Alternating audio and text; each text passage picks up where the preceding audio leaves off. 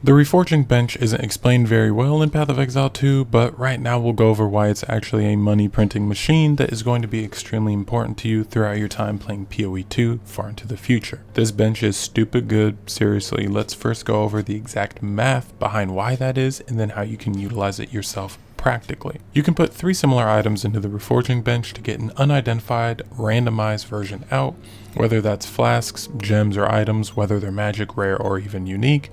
As long as they have the same icon and rarity, they can probably be put into the Reforging bench. And one of the most important aspects of this bench is that you can also put in waystones and tier them up by 1 tier, making all those lower level maps useful even when you'd never run them. And we'll talk about the math for waystones in another video I'll probably link above and below. For now, let's focus on items and crafting though. So let's say you have some trash items, so you go to disenchant them. You most likely get 1 transmutation or regal shard back from a magic or rare item respectively. Now that's 1/10 of an orb from that item, but instead of getting 3 shards, you get a whole nother item of the same rarity. You're effectively multiplying what you would have gotten back by over 3 times, and that's if you get back that same rarity of item with its minimum number of affixes on it. Now what about a rare item? Instead of getting 3 out of 10 regal shards, you're getting a full regal orb, a transmute, and an augment, and then 1 exalt per affix above 3, meaning up to 3 exalts.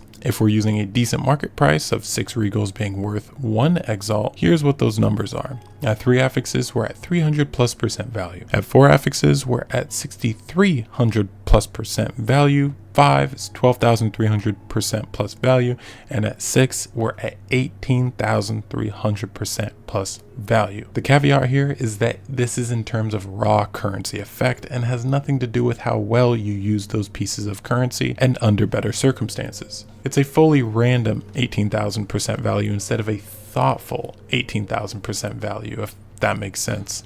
That's a very important distinction to make. However, this will basically simulate dropping 40% more of that specific item at that specific rarity. And when it's a fresh economy or you're playing solo self-found, that 40% is going to be basically necessary to progress as quickly as you're leveling up, just gear-wise. However, if you're playing Trade League and it's more than a week into the economy, this is pretty much a waste of time, and that statement is going to apply to a vast majority of you. But if you ever get that solo self-found itch, this bench is going to be your best friend, as it has been for me. Now, what about a unique item?